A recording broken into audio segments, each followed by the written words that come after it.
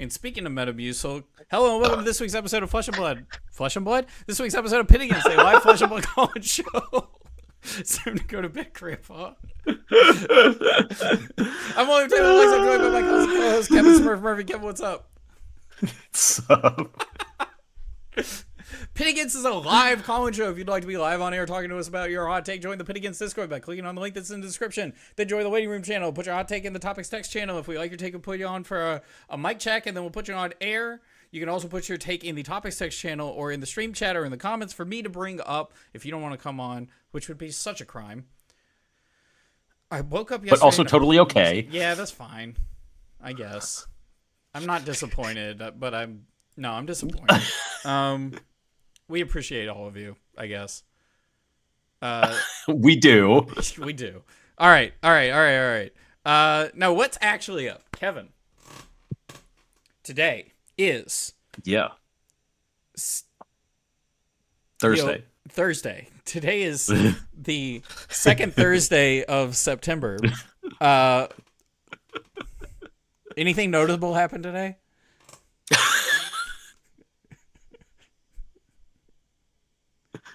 I guess I had a spoiler card. Yes, that's it. Correct. That is the correct answer. There's no other correct answer. Go ahead. Tell me about your spoiler. I'm so interested. And I got confirmation they're shipping it to me today. Oh, that's sick. Oh, that's sick. Okay, that's cool. Okay. Yeah. That's exciting. And it's going to be the Big Art Super Foil Mega Card, right?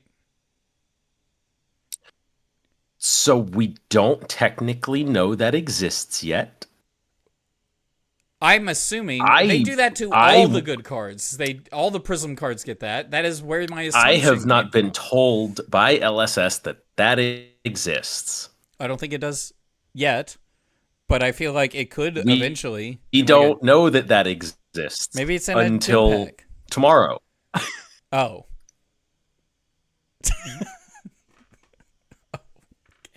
Sure. Unless they don't open it. It's on the DB? Is that it's on... It got shown there on the card database. Oh, okay. Yes. That's where they're getting all the special arts from, I assume then. Wait. Is that yes, why somebody shouted that out is up there. Josh Scott for uploading card images? Was Josh, are you in charge of part that? Of it. I assume he is, a bit. Ruh-roh Raggy. Nope, it is up there. It is public. What is the spoiler? Yes, I'm so interested. There is an EA cold foil of it. It is a light illusionist card. Shocking. It is just simply it's Angelic Attendant, 0 cost, non-attack action with go again, 3 block, light, yellow, awaken target figment. Put this into your soul, go again. Getting to put a card into your soul on demand is really good. Yeah, it turns out. Turns out. Yeah. What's the name again? I'm Angelic Attendant. I'm very excited for this card. It's really cool. Hang on. I was thinking about, like, if you'll pardon me for a second, I'll switch to another thing, copy, and I'm switching to cameras. We've disappeared. Where could we possibly have gone? We're back. I'm going to paste this reference. I'm going to turn it on. Look at this for now. Look at that. It's on stream. I can use OBS. Oh. We'll see how it goes. Look at that. Look at that. Yeah, it's a card. It is a light yellow 3 block that does cool stuff. Yeah. We'll see if this breaks my computer, because it might break my computer. If it does, then I'm turning this off. But oops, because I'm running this through Fabre. Shout out to Fabre. So I can actually just put cards on screen, which I think people have asked me to do before, and I chose not to. Yeah, no, I'm very excited about this card. It's really cool. Its floor is substantially better than the other cards we've gotten, and its effect is more powerful than the other yellow light 3 blocks that we've gotten. So I'm not sure like how exactly it'll fit into the deck, if the deck doesn't change at all, or if the deck changes a few cards because of it, beyond just adding the 2 or 3 copies, or if the deck looks entirely different, because some people are talking about a mono Vestige build because of this, where you just get to turn on Vestige on demand 4 times in a game now. So you can just use all your light blues to dump a... Yes. Okay, I was like, 4? How many copies are you running? Yeah. Oh, yes. So, like, some people are talking about that, and I don't know if that works, but... No, this card is really cool. It's sick. I've had it for 4 weeks and been dying because I want to talk about it. So let's start there before we get callers on. Remember, the spiel at the beginning is not just cute and funny that I say it until my face turns red, but you can be on air talking to us about your hot takes that you have already put in the Discord. All you have to do is sit in the waiting room, and we'll pull you in a bit after Kelvin tells me what wasn't in the video. I watched the video earlier. Mm-hmm. What did you want to expand on it? Or what have other people been talking about it? What are other things that we can talk about it?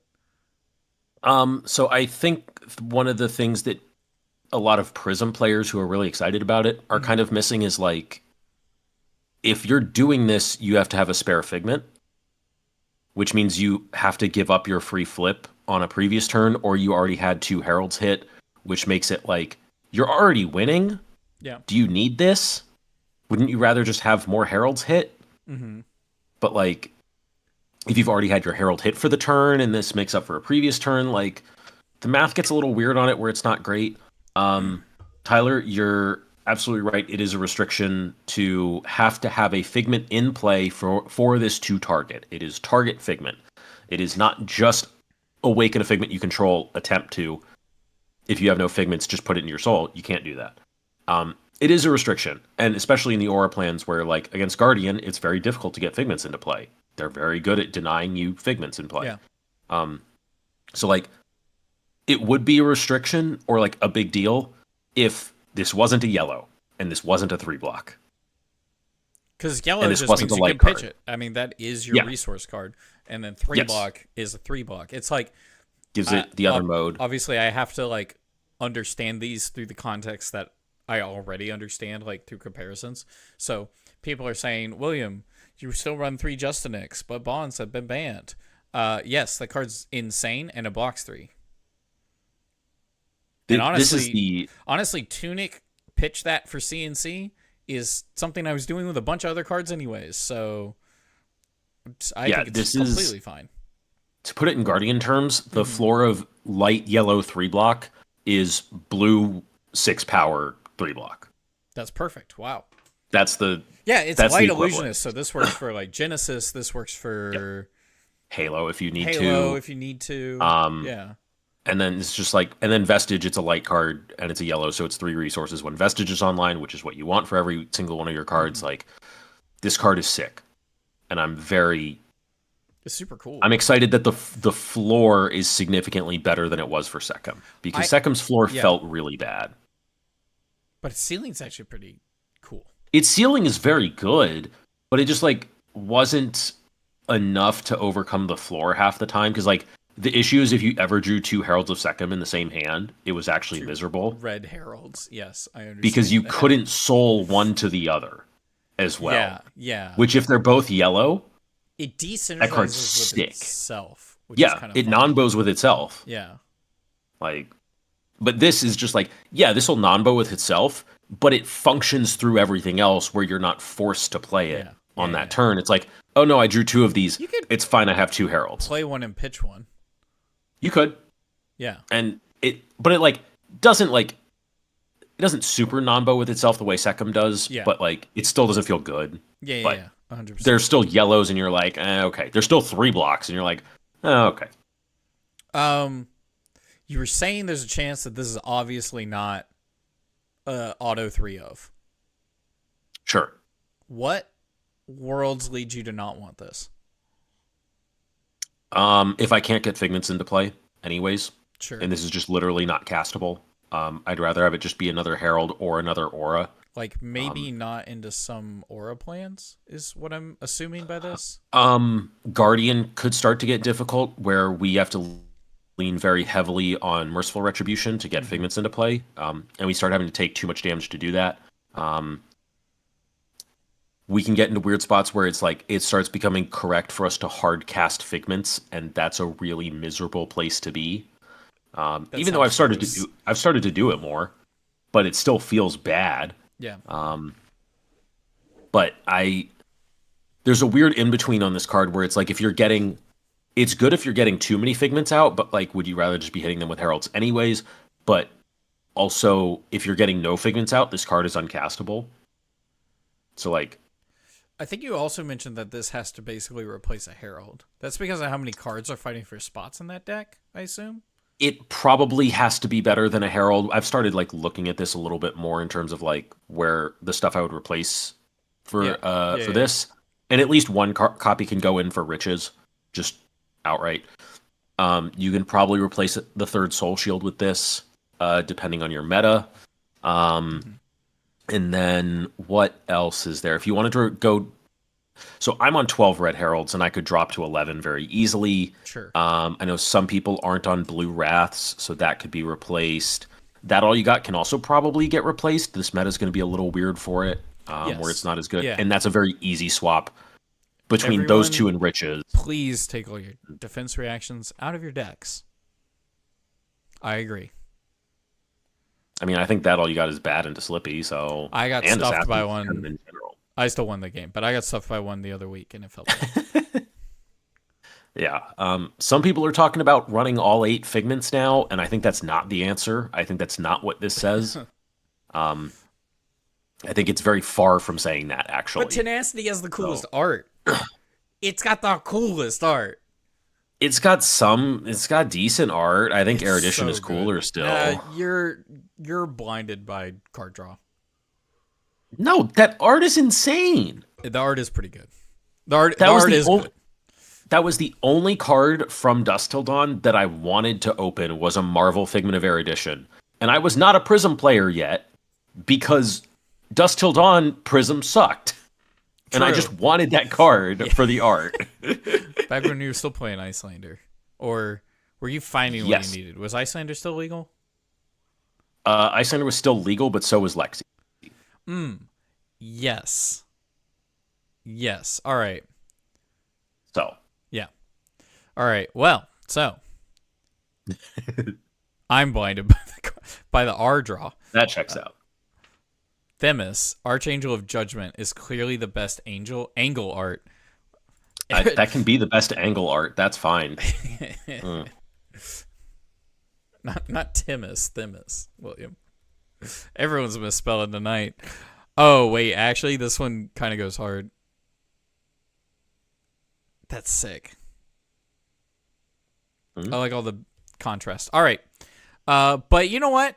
I'm sick of angels. I don't want to talk about angels anymore. This isn't SmurphFaB's podcast. This is my podcast. It's not. And by mine, I mean ours, but it's mine. It's mine. And so we're going to talk about what I want to talk about. What I want to talk about is what Clark wants to talk about? Super Slam. Super Rares. Oh. Let's super get it. Can you grab Clark, please? Please and thank you. I appreciate you so much. He's not here to hear this, and that's why I can put on an evil face when he's here. But secretly, Kevin keeps the whole show running, and I really appreciate him for that.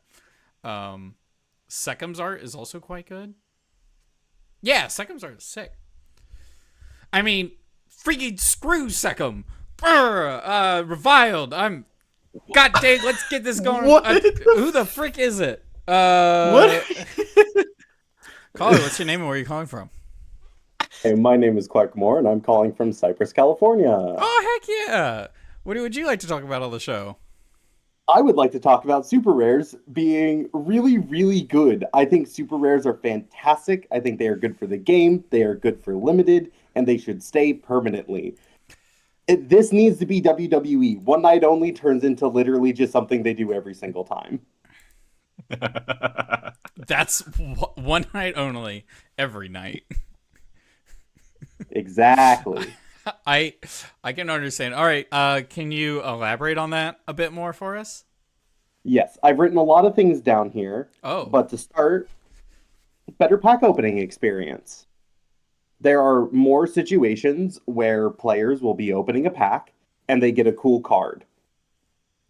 That's just nice, right? This is why Magic puts a rare in every single pack. I think that we shouldn't be putting Majestics in every single pack because then the power level is too high. I think it drives down the cost of too many of them. They become too common, right? I think this is just, it's nice. It gives another experience of being like, oh, hey, cool, I got the super rare I've been needing. It's nice. It's an improvement on the pack opening experience. 2, more budget power. So I'm specifically looking at cards here. Let's take a look. It's in Brute. Smashing Ground. This is the Brute attack. That's a 3 for 5. But if it has 6 or more power, when it hits a hero, destroy a card in their arsenal. That's a super rare. That could have easily been a Majestic, I think, in other sets. And it could have cost $10+, and it could have been hard to access. But now that it's a super rare, it's far more common. It's going to be cheaper, more decks, and players will be able to buy it and run it on a lower budget. I think that's good for the game. I like paying less Do we want money. to address these two or keep going? I have one comment on the first one, but go ahead if you have something while I'm looking something else up. No, let's address these two now so that we don't have 5 things to address. Exactly. Do you want to start? What? No, you said you had something. I guess my question will be to both of you, but I want to start with Kevin. Are super rares better than rares? Power level on average, theoretically. I mean, in theory they should be, but are they? Yeah. In theory they should be, and it definitely appears that they are. Okay. These as well as like it's the standard I'm also not against it if it is. Like it's more just an actual question. These are cards they don't want to have color cycles of, and that's easier to do at super rare. Yes. They do it at rare and common, but like it's just easier to slot in at super rare usually. But I mean that's the point of a rarer card should be more powerful on average. And that's part of the balancing of you have less of them. So it should be more powerful. It should matter more when you open it. Ooh, actually, I have a follow-up to that. Well, one, Loose Leaf T in chat was like, that'd be cool if the amount of Majestics don't change too much. Like, they're currently at 1 and 4. I know at one point they were at 1 and 6. Pretty regularly they were at 1 and 6. Yeah. But if super rares are like 1 and 2 or 1 and 3, that would be super fun. I also, like, in sets that they've been coming out with, in the past whatever, they've been coming out with a lot of cards that don't have cycles at common and rare level. Yeah, they have. And so you could just make these super rares. You can. You can make some of these super rares.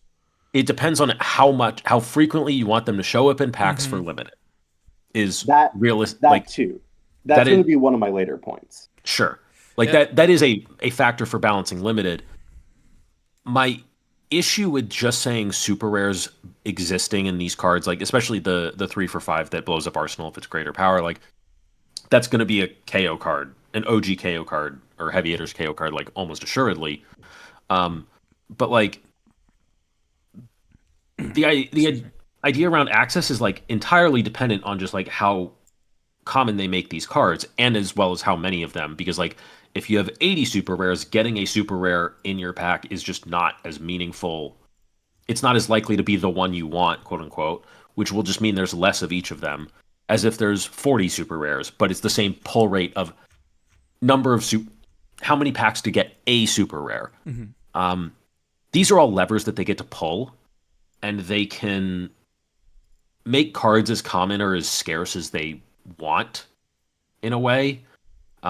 And they could have done that more with Majestics. So like Majestics, when it's 1 and 4, is a lot easier access than when it's 1 and 6. And I think we see that now with Conqueror of the High Seas being like $7 or $9 or something when it was a $70 card on release. Because High Seas got open and had a decent Majestic pull rate. It was about 1 in 4 on average, if I recall correctly. So like they can make that work with Majestics. It's about, and it becomes about a balance of power of like, do you want to put your Majestics, like, do you need that extra tier of cards? And I think this becomes more of a limited thing than an availability thing. And part of that is going to come down to classes. And it's like, yeah, Shelter's going to be more than Conqueror is because Conqueror's only for the pirate heroes. That's fair. But like they get to control these numbers and they can move them around a bit where it's like, if they just have Majestics, it doesn't necessarily feel that far off. So I think. I'm looking at, this is just, I pulled up 2 random sets, right? One that has super rares and one that doesn't. Welcome to Wraith, heavy hitters. These sets are very similar in like the vibe going for them as well. They have, 230 something, 250 something cards in both the sets.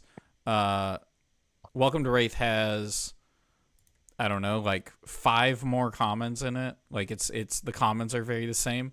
Welcome to Wraith has about 50 rares, 25 Majestic and super rares. Very few. Heavy hitters has 67 rares, 40 Majestics. Now, this is a bigger set. It has about 30 more cards in the set. But, like, 30 more cards in the set are Majestics and rares, basically. Yeah. And then that set had 5 legendaries. That set had 5 legendaries. Fable each. They have definitely been increasing their numbers of Majestics or cards above rare since I started playing the game. I remember, I think it was like Dynasty, like was the first set where I saw numbers, and it was like 50 Majestics or something were in that set. And I was like, that's a nightmare to like get cards because it's just the odds that you pull the Majestic that you want. To get a playset of Majestics is like to get one of each Majestic is like 200 packs at least on average, and then a playset is 60 packs or 600 then, which is like 25 boxes or something. That's a lot. It's a lot. That's a lot. So like that becomes a supply problem because they have 50 Majestics, even though they have that, which like super rares it can be a way that they pull that lever where it's like you have super rares one every 2 packs or every 3 packs, but like if this is WTR where super rares are one every 4 and Majestics are one every 12. Was it one every 12? It was 2 per box. I had 2 in my Farewell to Welcome to Wraith draft. That it's like that. Wait. Super rares don't solve the problem there. But that's just because of like them pulling the levers and the way they want the box distribution to look. Is this super rare or Majestic? It's a Majestic. Blood Rush Bellow? I got 2 Blood Rush Bellows in my Farewell to Welcome to Wraith draft. And then I got chastised at the end of the draft for messing up the pod and not playing Warrior like my seed asked. And I was like, no. Shut up. No. Anyways, I went like 2-1. What were we talking about? Yeah. Super rares. Super rares. You had more points, right? I did. Yes. I do want to say, Smurf, I think you bring up a really great point that it is just adding more levers, and they can still pull those levers in such a way that it makes cards more inaccessible. Yes. Just having super rares doesn't inherently mean that cards are going to become more accessible. But I do believe that providing more levers means that LSS has that they can adjust it more. They can fine tune it, dial it in, and get it closer to what makes them happy as a company and us happy as a consumer base. I agree. Okay. Next up, I think super rares let Majestics be Majestics. So I created a list here of cards that are Majestic and are barely seen anywhere because their power level is simply too low. But they do unique and interesting effects that only really justify appearing at the Majestic level. Things like Kick the Hornet's Nest versus Nasty Surprise. Comparing these 2 Deathmatch Arena sets, we have Nasty Surprise as blue 0 cost, 2 attack 3 block that when this is discarded by an opponent's effect, you make the suite of tokens. Kick the Hornet's Nest is a yellow version that I think comes in at a 3 for 6 that has a very similar effect. When this is discarded, you create the suite of tokens. When this is put into a graveyard from anywhere. Oh, put into a graveyard from anywhere. Or by their effect. It does not have to just be discarded. So it is both easier to trigger and more tokens. Yes. And I think as a result, this will also see more play in more decks, as well as I think this is a better power level fit for that effect. I don't think that effect is a majestic level effect. I think it's a super rare level effect. It has found its place in this middle space. Other examples of this is Turning Point versus Solid Ground. These blue 5 blocks that we've seen show up a few times in different classes, Guardian especially, they never really have made their way into these lists. But hey, maybe not making it a D-React, making it a block card, but still giving it that 5 defense value works in a super rare slot. And as a result, I think it's going to see more play in more lists. The last example I have does sort of flip this on its head, and I think could be an interesting talking point. No Tall Tales versus Cut a Long Story Short. So these are the 2 Guardian. They're yellow 0 for 3 attacks with the tower effects. Yeah. No Tall Tales, if I am correct in my memory, is the one that stops Go Again. It has the Spinal Crush effect. When this hits a hero, cards they own lose and can't get Go Again during the next action phase. Yes. Whereas Cut a Long Story Short is when this hits a hero, they discard their hand. Which of those 2 would you say is the more powerful effect? Depending, both. Probably discard their hand is more powerful, right? But like sometimes I would say discard their hand is more powerful. It has to be. Yeah, Cut a Long Story Short, discarding the whole hand more powerful. But that's the one that appears at super rare. Yeah.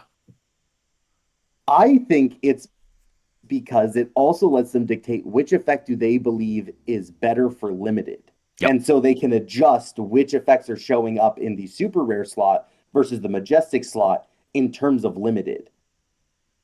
Like seeing Go Again doesn't more nasty surprise supplies in heavy might be interesting. Yeah, because Go Again doesn't matter in this limited set nearly as much as it might have in previous sets. Mm-hmm. Like, this is a very one attack at a time limited set. Like, you don't care if you lose Go Again. You care that it's 13. I do have a counter argument for this, I think, which is something I already brought up, which was the fact that they've been printing commons and rares at one-ofs a lot more lately. Pretty much actually since Heavy Hitters, they started doing that, right?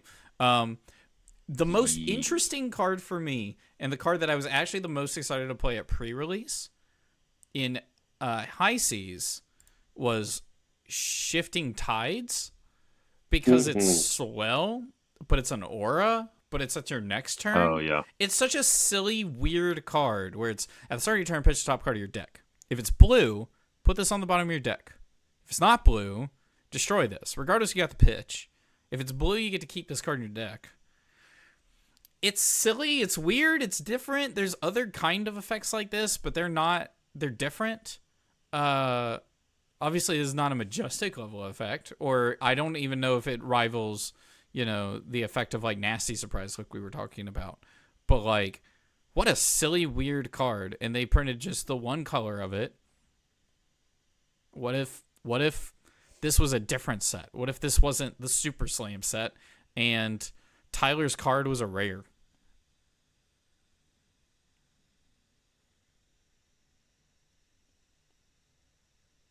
I forgot what it was called. Hornet's Nest. Oh, yeah. Kick the Hornet's Nest. I was like, I have also forgotten what card we're talking about here. I said Tyler's card because I envisioned the art in my head, and then I forgot the name, and I was like, oh, frick. Kick the Hornet's Nest. Yeah, what if Kick the Hornet's Nest was just a rare? Mm-hmm. Just a only yellow rare. I don't hate it. I don't necessarily hate it either, but I think that it would be maybe a little bit powerful in terms of a rare. Could be. Could be. Yeah. I also think it would Tyler's show up a lot more in that case. Yes. And maybe that's fine. A 3 for 6 at yellow? Some not take up a Majestic slot. I mean, they can put as many Majestic cards as they want in a set. And they can have as few as they want. Like, they could have 8 Majestics in a set. And some Majestics. Or 10. And, like, some Majestics 2 are generic, less than 2 others are anyways. for each.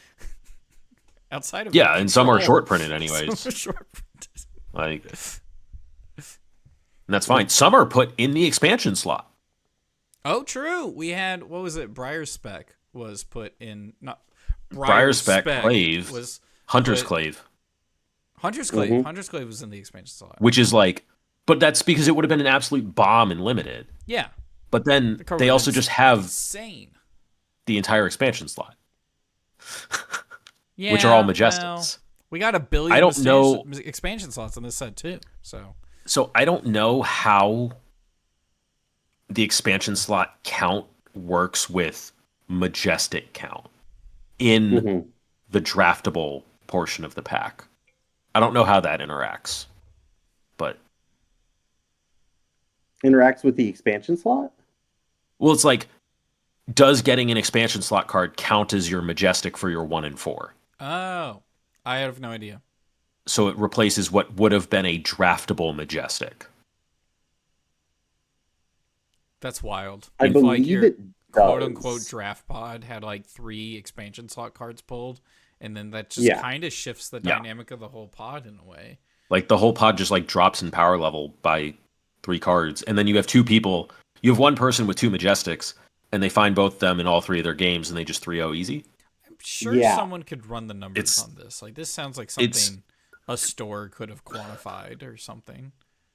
It's something they have to be careful of in design. Yeah. Well, one, I do think you're correct, Smurf, in saying that expansion slot cards do take up a Majestic slot in terms of expected pull rates. Mm-hmm. Ooh, I do think that is the case. Maybe that's why we have so many super rares. I think you got a billion you disconnected me expansion to the slot fourth cards. point. Yeah. Could be. You have a billion expansion slot cards. You don't want to make the set feel less powerful if literally every Majestic pulled in a pod was in the expansion slot. So then you just have super rares. Mm-hmm. Wait, oh my gosh, LSS Big Brain, 5-head, let's go! I love this. What the frick? I could see that. I'm also going to jump off of that and say I think it helps there be more power around the table and help that power be a little bit more manageable. Yeah. Yes. What players will always talk about is like, well, that person got the Majestic in their class, or they opened the Majestic in pack 1, pick 1. Yeah, so they just get to win the pot, I guess, right? They get to force it, have a real easy draft experience because they're forcing, and they have the most powerful card in the set, so they get to run away with it. At least 2-1, yeah. So yeah, and then someone else in the pod, their Majestic is Nasty Surprise, and not the same set, but not the same set. Not the same set. The idea close enough. Close enough. This spreads out the power a little bit more. Again, sort of returning to this idea of why does Magic put a rare in every single pack? Well, I think there's a lot of reasons. All of those, yes. But even though those rares are not all on the same power level, right? Some rares are clearly better than others. But the whole idea is like, everyone gets the chance of opening the same power. And it creates a slightly more equitable power distribution throughout the packs across the entire pod. And even though this would, on average, raise the power level of each pod and of limited in general, that may not be necessarily a bad thing. Actually, I hear lots of people don't like watching limited because the games are boring and slow. Maybe raising the power level and letting more cool effects take place would make people more interested in seeing how limited plays. All right, I'm going to be real. When you sent this take, I was like, wow, what a funny conversation we're going to have. How interesting. But now this is going to stick with me because I love the idea of a billion expansion slots. I love the idea of a slightly more powerful draft experience. I don't necessarily want my draft experience out of a box to be like, modern Flesh and Blood, Modern Horizon Flesh and Blood 3, but you know. Yeah, we don't want everyone to have a Majestic. No, That's only definitely in not the my power level that shapeshifter we're taught. cube can everyone pull a Majestic in every pack. I mean, sure, you can do whatever you want. It's your cube, buddy. And then that way, LSS can just do their own thing with super rares. I love this, actually. I do think the point love about this. creating distinct power levels between Majestics and super rares is 100% accurate. Like, especially in like WTR, the difference between the Majestics and the super rares was like huge. Because it was like Spinal Crush and Crippling Crush were your Majestics in WTR. Oh, yeah, true. And Steel Blade Supremacy was a Majestic. Mm-hmm. Like, those should be like Crazy your bombs, Brew which was like a super rare. and then you have Crazy Brew. Like it's like Mirror Guy should be a Majestic, and then like Restless Coalescence should be a Majestic, and then the other ones like 3 Visits should probably be a super rare. What's the one that draws you a card? It's a defense reaction. If you pitch a chi. Unravel Aggression. That should be a super rare. That should be a super rare. That's Another- easy super rare money. Hey, blue block 5. Another blue block 5. Another blue block Yeah, 5. yeah. You know what? Mm-hmm. We got another That's one. what I'm saying. That's great, actually. You're like fully selling me on this. I don't know if LSS cares much because I think there's also like there's one thing that, and I'm not talking about you. I'm talking about Flesh and Blood players on the internet. Just absolutely do not understand that a consumer can get confused, and they will you know what I'm trying to get at, which is like they're just like trying to overcomplicate. They're like, LSS should do this thing, and it just wildly overcomplicates things. Hero specific bans. That's a terrible idea for like a multitude of reasons. One of them being for new players, it's just wildly stupid and complicated. And I know super rares is not as dumb as that, but I think there is an amount of LSS being like, there's you know, you got Marvels, you got Majestics, you got Legendaries, you also have Legendary Keyword, you also have tokens, basics. There's a bunch of different card rarities now, and I feel like LSS previously, part of the reason they removed them was probably for like consumer clarity. That had to be at least a small factor in the reason they removed Simplicity. it. Simplicity, yeah. Just reduces another thing that people are thinking about. Yeah. And I feel like the odds of them doing this once a year would be sick, but like every set, I think is low, unfortunately, to like assume to hope for. Yeah. And I do, every single time I come up with a point, I also try to imagine what is the thing that would make this worse. Like, why wouldn't this be a good idea? Yeah. And I think one of the big things is the amount of development time. Circling back to that first comment that Kevin made, more levers to pull, more dials to tune, but that means more development time for every single set. Do we want to push that this mechanic a little more and make it a Majestic, or do we dial it back a bit? It's a super rare. Like this one feels like it's a little in the middle ground. This one maybe should just be a rare in general. It's like, I can understand that point entirely. Actually, generally, if you like double the variables, you quadruple the development time is like usually how that stuff scales.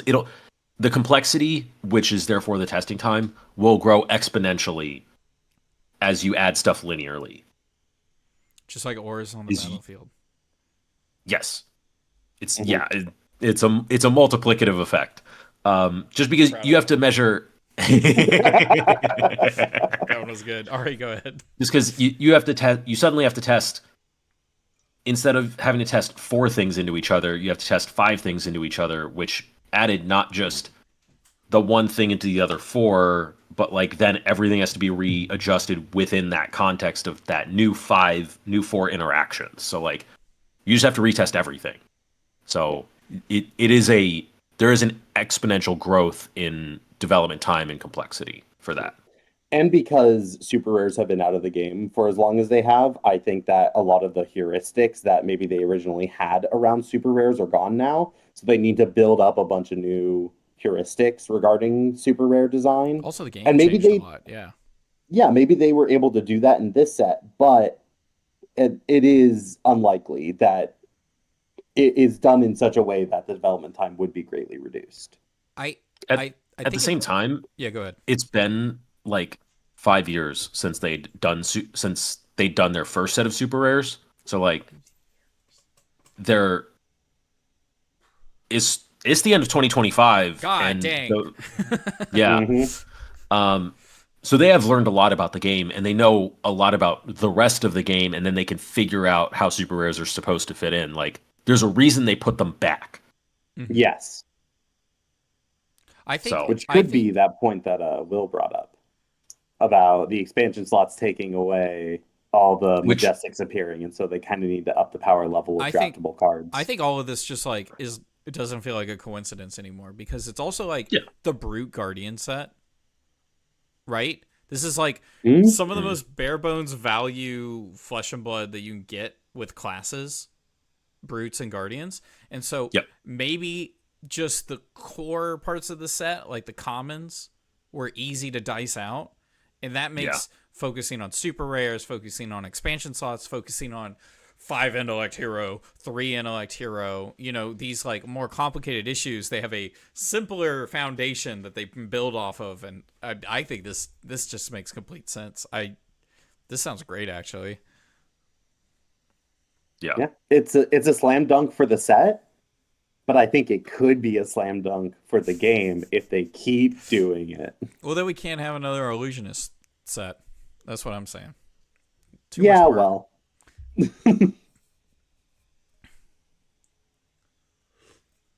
All right. Did you have any other points? no, that was all. Those were the 4 major points I had. Then, as a secret twist, out from under my chair, I'm pulling out a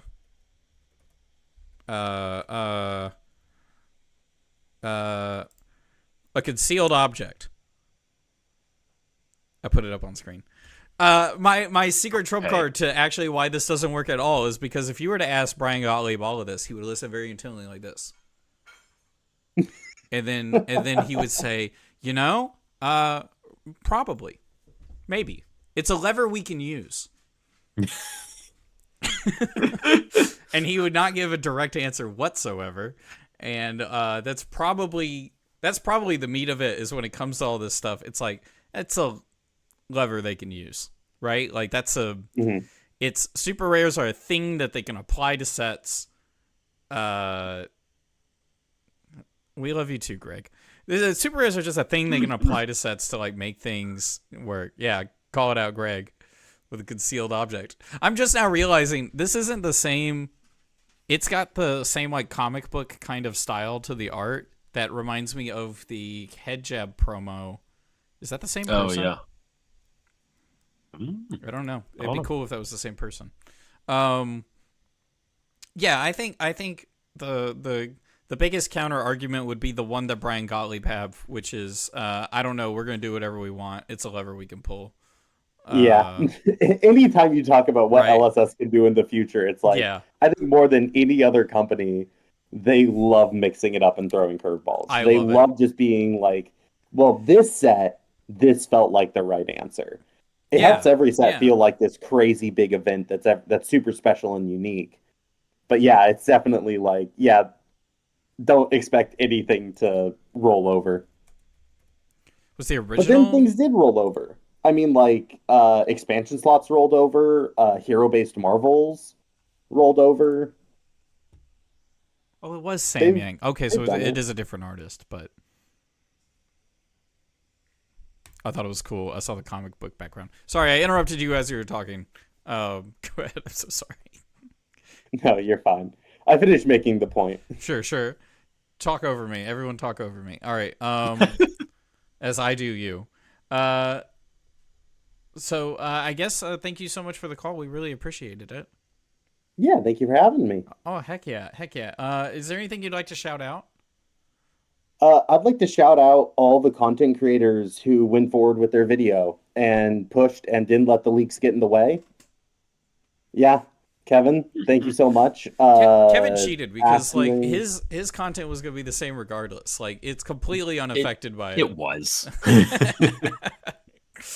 It's like whether if you found out on accident what his card was, it did not affect you. You still have to watch a spoiler video because it's still Kevin's opinions and knowledge that make the video. But as you're saying, there's a lot of people who had to push through, and Yes, huge there are. kudos to them. Yeah, and a lot of communities, I think, did a wonderful job of slowing the spread of the leaks and letting people dictate for themselves Yeah. whether or not those leaks were plastered everywhere and then some. And Yeah. I appreciate that. Flesh and Blood's a great community for doing that, Mhm. and I think it was wonderful to see us all sort of come together on that. I also want to shout out, sorry, let me make sure that I pull this you're up good. correctly. Tyler I want to Looseleaf T. shout out. Sure, you know my card, but do you know my 20-minute analysis of the card? Go ahead. 20 minutes. 27. Thank you. All right, go ahead. I'm so sorry. Who else did you want to shout? I want to shout out BIOS Update for organizing yeah. the fundraiser for the Trans Lifeline. It's right now up on their Bluesky. Go to biosupdate.bluesky.social and check that out and give the money. I think it is a wonderful goal, especially in the face of the situation. And it's a way of generating positivity from the event rather than negativity. I think that's always a great thing to see happen. I donated. I encourage other people to donate as well. BIOS Update is a genuinely great content creator for this community. If for any reason their ability to work with the community, they are a very hardworking and well-intentioned person, and I love talking to him about a bunch of different things because I'm in a few Discords with them, and it's genuinely great. Shout out to them. That was dope. Do you know where they at now? In price point, like how much they've been able to wrangle up? Last I checked, it was a little over 3,000. Jeez. Yeah, 3,150 with a goal of 5,000, the equivalent of the creator grant. God dang. Yeah. I'm trying to see if I can find it. Oh well. I have a link. I can drop it in the Discord. Huh? Say it again. I have a link to it right now. I can drop it. Oh in the heck Discord yeah! Just you. drop it. Just send it. Or I'll DM it to you. Yeah, that works. I'll make sure to put that in there, and I'm gonna look at it right now. Darth Prentice, Mr. Greg says 3,700 ish. That's not what it looks like when I click on it. But I trust you, so. And it hasn't been up that long. Yeah, so it's been up since A day. Does it say? Yeah, like a day. Yeah, a day like and. It's like 30 hours ish, I think. So insane. Yeah, so yeah, those are good shout outs. Thank you so much for coming on. We'll see you next time. Yeah, thank you for having me. Heck yeah. All right. Let's see. The next thing. Okay. The next thing I think I wanted to talk about is a lot of cards have been spoiled. Were there any of actual considerable, like Kevin wants to talk about them, interest? And I think if you want to hear about most of those, you can go listen to Fresh and Buds, and where Tommy and I talk about a bunch of them, except for any that were spoiled today. Okay, then we'll just talk about the ones for today. And you should go listen to Tommy's interview. You should go with listen Kevin. to anything Tommy has put out. It's so good. Yes. The Conan O'Brien of Flesh and Blood. I've been meaning to tell him that because he had someone on. I already forgot who it was, and they were like, "Who would you describe yourself as in the Flesh and Blood space if you were to describe yourself through the lens of an entertainer. And I was thinking about, well, what is Tommy? Conan? Maybe. I don't know. Anyways. He's a little less cheesy. Or like his intros are very cheesy. No, he is, but it's like it's different. I do know what you mean. He's less bombastic. Yes, that's probably true. Conan really throws himself out there sometimes. Conan will they'll both make cheesy bits, but like Conan will go for it and yell. Yes. And Tommy does it. And that's fine. Not Ben. I kind of like it. Anyways, so spoilers from today. Is there any interesting that caught your eye from the past X hours? The Marlin one is really funny, where you go fish twice. Oh yeah, that one's funny. I wonder that's hilarious. How good it, because it's a pump. It gives +2. Mm-hmm. If the on hit, well, you think stuff it, then it doesn't matter. I mean, it is a 0 for 2 pump 3 block. Yeah, sure. But like, I think you're setting this up in this is like the pump that you're going to use in second cycle when you're using they're coming in for 10 and over, but there's no armor. Are starting to go away. So are starting to go away. So like, it's very easy to say odd blue is going to be really good there.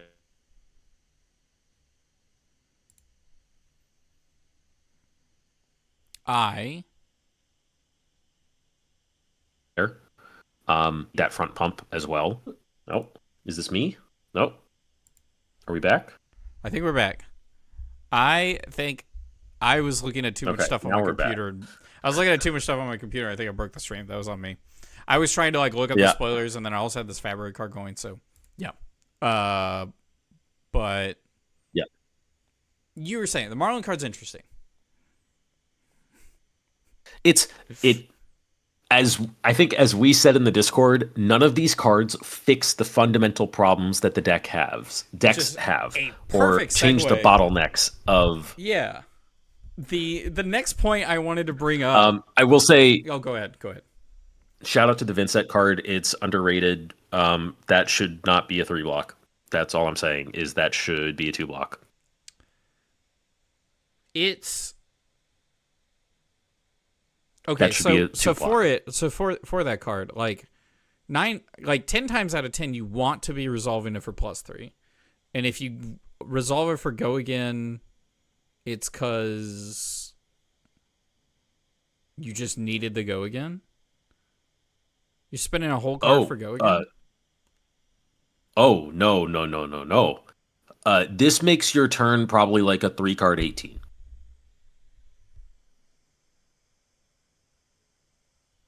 What word on it am I missing? What's it called? It's the Painful Passage. It's that you are banishing a second card for the turn. Because you are banishing a card from your hand. That's the part I missed. I thought it said target card in your banished zone. No. Get +3 or go again. No. Because I was like, oh, that's flexible, I guess. It would still be good. It would go in the deck. It doesn't move the deck at all. No, this is your extra banish and the go again for it. So Cull was a very powerful card with a very powerful effect, and it wanted to be your go again and your extra banish, but you needed an eloquence to do it. They just said, we're not going to have your opponent banish a card. You don't care that much. We're just going to give you the go again and the banish on one card. That's pretty good. Now, what I am going to say is the best card that has been revealed today. Luis is in chat. What's up, Luis? Pat Sajak? Yeah, I can see that. Tim's excited about the Marlin card. No shock. Yeah. Tyler is headed out. Thank you so much, Tyler. I appreciate it. I think that first part is the first part where I played your spoiler card game is probably getting its own video And then it's probably in a part 2 when I play it again on stream, because I'm probably going to do that on Sunday. You're going to play that on Saturday at some point during that stream. Yeah, actually. I bet. Yeah, actually. Yeah, actually. Yeah. Okay, so yeah. Painful Passage. Okay. I could see it. Yeah. I was going to say I could see it being clunky, but also this card sounds like an awesome arsenal target. Yes, it is not free to run. Yeah. You kind of have to have your deck doing the thing already, where it's like, you want to have Malefics out and you kind of want to find a Deathly Whale for this, but the issue before is like when you were just sending 1 attack and that was it, and you only had 1 banish per turn, your Deathly Whales and your Malefics would actually like kind of clash a little bit, because you would play a Deathly Whale when you had 2 Malefics out and you would make 4 Rune Chance, and you kind of waste the fact that you had a Deathly Whale in terms of setting up another attack. Yeah, okay. But this just lets you banish a 2 cost to go behind your Deathly Whale, and you just go Deathly Whale 2 cost, keep the Deathly Whale on the chain, carry the Deathly Whale Rune Chance over. But don't waste the Malefic attack. I will say that most of the time when I win against Vincent, it's because they had a turn where they couldn't generate Rune Chance. Yes. And this doesn't fix that. It does not. This lets them be more. So part of the issue for Vincent is you had to balance how quickly you built your engine. Okay. You had to balance how many Malefics you had on the board. Mm-hmm. You get to be significantly more liberal with them with this card, because you're getting more banished, because you have not just this, but you have Cull. Your engine is allowed to be more greedy in certain cases. Yes. Okay. Because you just have 3 more banishes, but it's 3 banishes that come with Go Again.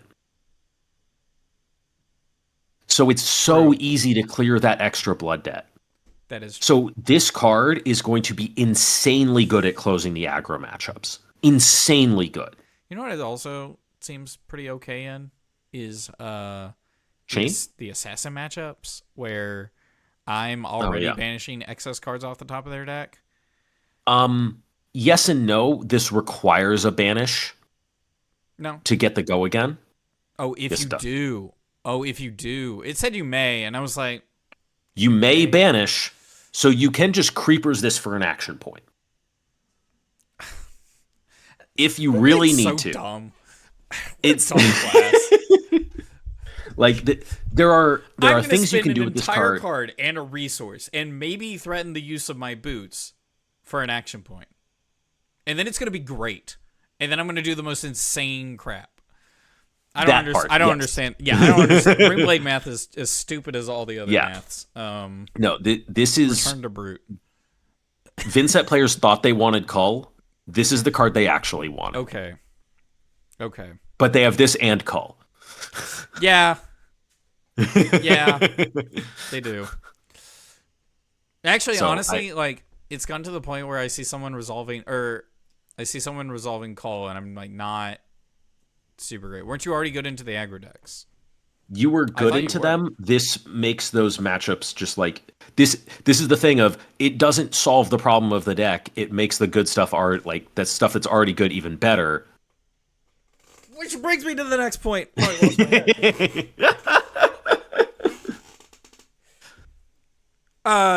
That's entirely my next point.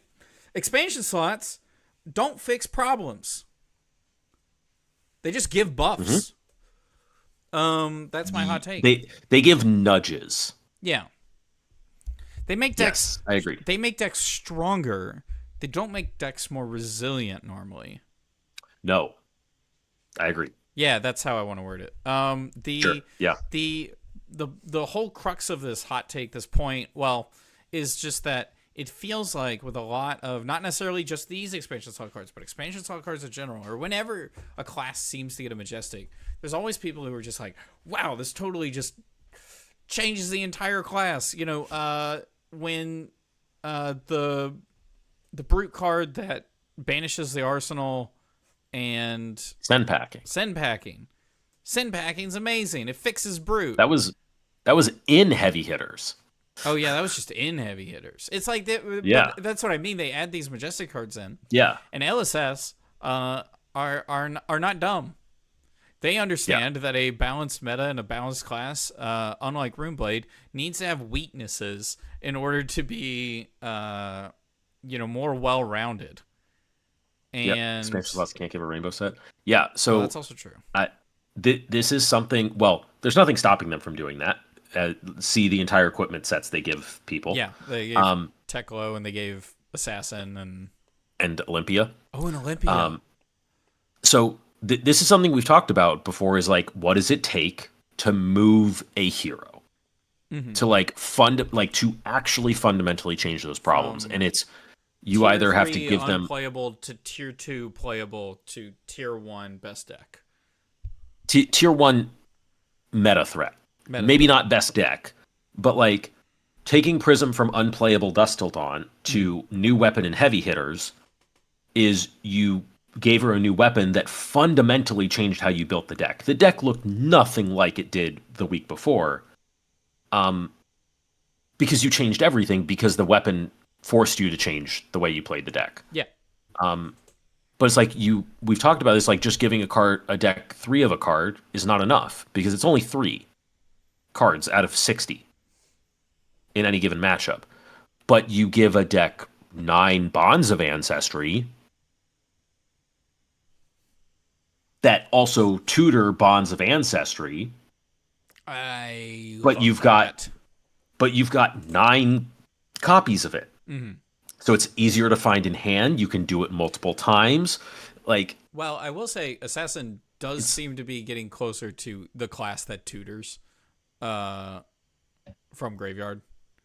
Mantle, Codex. Sure. In the sense that, like, okay, if I want to play Mark of the Black Widow 9 times, I can still do that. It's not Bonds. Yes. If I want to play Persuasive Prognosis 9 times, I don't have Justin 9 times, which sucks. But, it's a thing. Yeah. Right? So. Yeah. So, like, these are. I don't know that we've ever had a singular expansion slot card, and please correct me if I'm wrong. Yeah, where does, actually. A majestic single color, literally 3 cards in the deck. Not expansion slot heavy hitters where Prism got her weapon. Yeah, that's a sip. Yes, that's like if they just printed Halo and it hadn't existed before. Yeah, that's going to change the way Prism works. If Josh Scott is still here, I want to know how many times a day you say sip. What's the other one? There's another acronym they were using the other day, a couple of months ago, and I forgot what it was, and I lost it over. It was during High Seas. Was it the world premiere of High Seas? Brian Gottlieb dropped another one, and I lost my mind over it too. A-Pud. A-Pud. There it is. I love it. How many times does Josh Scott say sip in a work day? like what is the most impactful expansion slot in deck Majestic that we've had? It's expansion slot. Can I search by that on Fabry? Can you search by expansion slot? Let's see. Because if you can, I'm sure the answer actually probably sticks. Oh, well. So I'm gonna start pulling up sets. Was Heavy Hitters our first expansion slot? Bright Lights was. Bright Lights? Tome of Imperial Flame. Oh. Did not push Dromai up significantly. Yes, it made the deck better, but Dromai was already a very good deck. Yeah. Like, it was already challenging Lexi without Tome. We saw that at Baltimore. So, like, that didn't move it. Rarity, Majestic. None of those other cards matter. And she even got Dust from the Chrome Caverns, by the way, in that set. And that didn't fundamentally change where she was in the meta. Cull didn't substantially change Vince This is actually a in the great meta. topic in the sense where you can tell us what card you think moved a hero, and we can tell you it didn't. So I think so New Luminaris did, but I'm talking about a 3 of in the main deck, in your draw deck. Because equipment and weapons can move heroes very quickly. I agree with that. But it's like just giving a deck a 3 of Majestic is so impossibly slow at moving a deck oftentimes that we're not going to see it. It's not the expansion slot that I think this is. I'm going to jump ahead to the point. It's not the expansion slot that's moving a deck. It's the whole meta in general, which often comes down to an LL or a new heroes released. It's heroes that shift metas, not so much the individual cards, because there's great cards in these expansion slots. I'm looking at heavy hitters. Yeah. Ancestral Harmony might be Ancestral Harmony actually the best one. That actually might be the best expansion slot card we've got. But like, I think it did more for Sonata Ninja than Galaxia, Call. No. Pretty solid. Harmony Harmony Harmony did way more. Yeah. I think Harmony did way more than Call. Yeah. Like by far. Kindle is also up there. Yeah, but Kindle's absolutely up there. Zen still an S tier deck in that meta without Harmony? He probably is, but Harmony is like the power card right now. Shadowrealm Horror didn't move the deck. Eloquent Eulogy didn't move the deck. None of those Evos did. Supercell didn't. Visit the Gold Main Estate. Actually, that card came out before Zen. Harmony, yeah. Yeah. It was like part of why Katsu was super good. Yeah, Visit the Gold Main Estate is what let Victor like halfway play into Enigma. Without Gold Main Estate, Victor literally can't play into Enigma. So Gold Main Estate, like, these are all like powerful cards, but like very few of them have like moved a deck fundamentally. I'm looking at them and all of them I'm like, wow, these are really good cards. But like the decks all look the same. Regrowth Shock. I mean, yeah, the Briar's gonna put that in the deck. Calming Gesture, actually, but that's an equipment. Yeah, that's an equipment. Yeah. Start and play, stay and play. What was after Rosetta? Hunted? Yeah, I'm looking at Hunted. Honestly, a lot of the like set Majestics were really big. Yeah, Warcry was bad. Both the Warcries were bad. Cull was the best one out of this set. Ring of Roses was a one of. Honestly, it's Ring of Roses wouldn't matter. Null Time Zone, I don't think moved a deck, but that's a good card. It's a nifty sideboard piece, and Retrace is a good card, but like it didn't fix Katsu. No. It sure didn't. Katsu still does the exact same things. It's better, but that's the whole point. It is better, right? Like yes. It's better, but it's not fixing it. No deck has suddenly jumped up. The Acilio Shock is up there. The Acilio Shock out of High Seas is up there. Yeah. But I think Acilio also got a better place in the meta because LL'd. And Azalea LL'd. And I think those both did more. Leviaflip was just a legend till Dawn, where Shadow Brute was a main class. Burn Bear was... High Seas was pretty good then. Yeah. Because Claw is very good, Burn Bear is very good, and Acilio Shock is very good. Even though I think Acilio benefited more from New and Azalea leaving than just getting the Shock. Is a sip, unfortunately. Yes, and it's a legendary from Dusk Till Dawn, where Shadow Brute was a main class. So we've gone through the little bit of a history thing there, but like the point stands that I think LSS very intentionally, when they're making extra cards for heroes, are not trying to patch the holes. And I feel like it's not. I feel like a one of card. They want heroes to have weaknesses. They want heroes to have weaknesses, and even if they were trying to patch holes, like I don't think, like if they gave Vincent an aura that said, you lose 2 life every turn, make a rune at the start of every turn. It's an aura and it just sits on the field. Maybe it's got a condition that it leaves the field, but it says you lose 2 life every turn, you make a rune chant. They just give Vincent something where they just make a soul shackle. Oh, that would be... Yes, because that'll just sit and play and stay and play too, won't it? A singular soul shackle. It's like a and that's how you fix Vincent, because then they just make the deck for Revel and Runeblood every turn, or to Creepers Read the Runes every turn. And like, that's just going to be the deck, and it's going to work, and it's going to be busted because RuneGate says free card every turn. Like, That's how you fix Vincent. They don't want to do that. And they're not going to do that. And they gave her 3 cards that give you an extra banish on the 3 turns. Yes. Actually, this is your Soul Shackle. It costs an entire card, and it's one. Yep. And there's only 3 copies of it. It's a one-time. It's a one-time, 3 times. But you get to choose what card it is out of your hand. True. It's not off the top. And there's a slight bonus to it. It's proper Chain Shackle because it has Chain's ability. It gives a go again. It gives it go again. Yep. Yeah, and actually, like the art of it being painful passage, it's almost like Vincent's reaching up and Chain is reaching down into CC. Yeah. It's like Vincent's like, please lend me your strength, and he's like, here's a drop, and it's enough to like affect the entire turn cycle, and this is kind of man. LSS is just every single time we dive deep into something, LSS is just amazing, man. I love this game so much.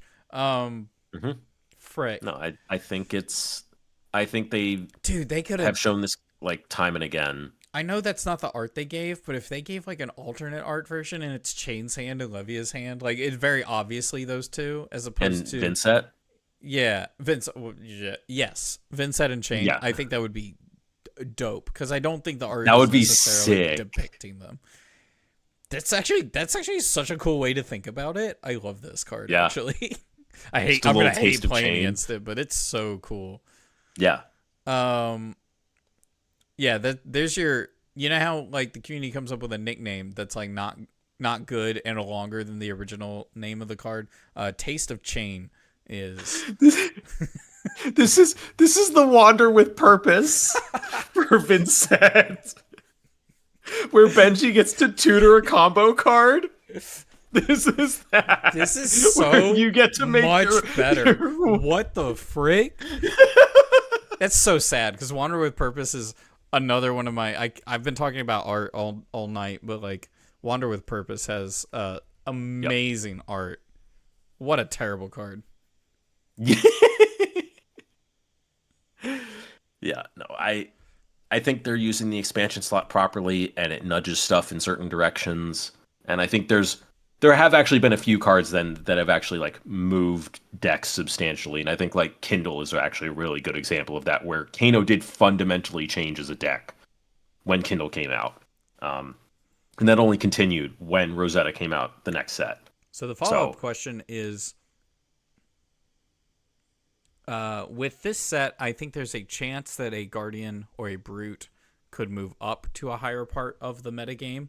That there's a chance that it moves up to the higher part of the metagame, which we haven't seen in a while. But the problem is, it's probably going to be one of the new ones, ain't it? Like, it's going to be one of the Reviled, Revered, or Valda. Like, no shot it's going to be Betsy, right? Oh, you mean that hasn't been there before? Yeah. Okay, because I was thinking heavy Showstopper? hitters KO is gonna be nuts. Oh yeah, no, but he's been there. He's a sorry. Yes, he is a deck. sorry, eh? He is a deck. I watch Canadian streamers. He is a deck that has proven that it can be at the top of the meta, like its hero ability or whatever is sound enough that it can sit at the top of the meta. I mean, you can maybe argue Bravo as well, but this is a different Flesh and Blood. This is not your dad's Flesh and Blood anymore. Like, Bravo needs to step up to Fab 4.0. So in that sense, what does it take to get Bravo and Betsy to tier 2? It's the meta shift, right? Like, if we have 3 ninjas in tier 1, then Bravo, Betsy moves up to tier 2? Like, that, or you need an aura like Leyline for them. They have an aura like Leyline. It's called a Leyline. They need, but Valda benefits from it more than they do. Yeah. They need an aura that discounts their hero ability, essentially. You know, I thought of that as you were saying it. Listen, look at us. I can't prove it, but we're here. They need something that like gives them just like a little bit of juice, like probably on every turn cycle, but like isn't insane. And they could run Leyline, but they're way worse at it, and they use it way worse than Valda does, I think. just because like Valda's built for it. Yeah. And like benefits from like those decks that are trying to go super explosive, but then she can function without it against the decks that are slow and don't play into it. Like, I don't think. Oh, interesting. What is the name of that card? The Aura? Leyline of the Old Ones? That one? Yeah. Oh, that's so weird. This is Leyline is 2 words, whereas in Prismatic Leyline it's 1 word. Yeah. That's weird. They might be a little inconsistent on that sometimes. All right. I think that's mostly it. Because it's already 9:20. Yeah. Went a little over, which is fine because we were having good conversations. We can talk about Pilates next time. Sure. No. Is there anything else you actually did want to bring up? No, I think I'm good for now. Because Equinox never joined the waiting room, so we were never able to pull them in and talk about their Pilates topic. So, yeah. Since that wraps it up, remember to go check out our merch at the tablepit-shop.fourthwall.com. You cannot find this hat there. Nope. But you can find shirts that say things like Spectra will improve, or morale. Spectra will continue until morale improves. Jesus Christ! Spectra better not improve. They better sit Spectra right will the frick where it's at. improve. No. Okay. I was thinking. I was listening to the pod you were on with Fresh and Buds. I asked the question, and then I thought of my own answer as I was listening to it, where I asked, what would be the next Spectra card you print, and I came up with an answer for it, and I forgot. Maybe I'll remember at the end of the show. If you're watching this live, you can listen to us afterwards and beforehand, as opposed to just on Patreon.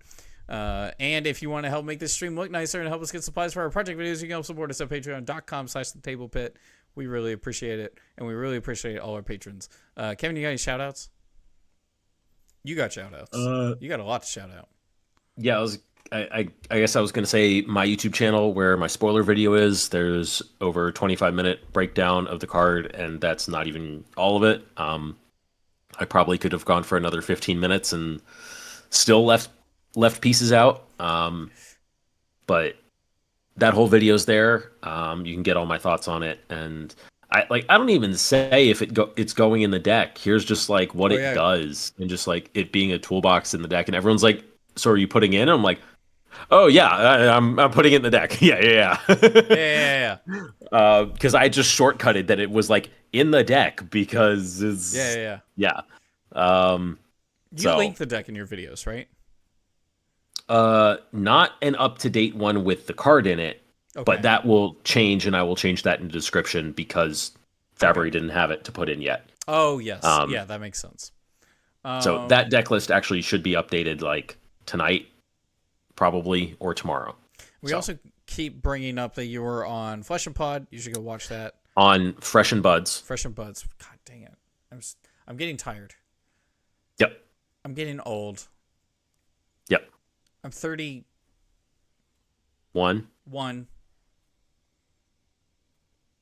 Fresh and Buds now. Yep. So thank y'all so much for watching. We do this every Thursday at 8 p.m. Eastern. We also have No Blocks at Chill Talishar stream where we do and don't block on Saturday mornings at 9. And then after that, we have the Design Table at Chill Flesh and Blood themed art show at 1 p.m. Last couple of times we've been doing this thing where we try to draw Flesh and Blood art in 10 seconds. I saw some of that. It's spicy. And if you want to check out our Discord, we have the Table Pit Discord. It's also the Pit Against Discord, where we have a bunch of different channels where you can talk to us about all our different shows in there. And so if you want to join that community, you can. The link to that is in the description. Thank you all so much for watching. Bye.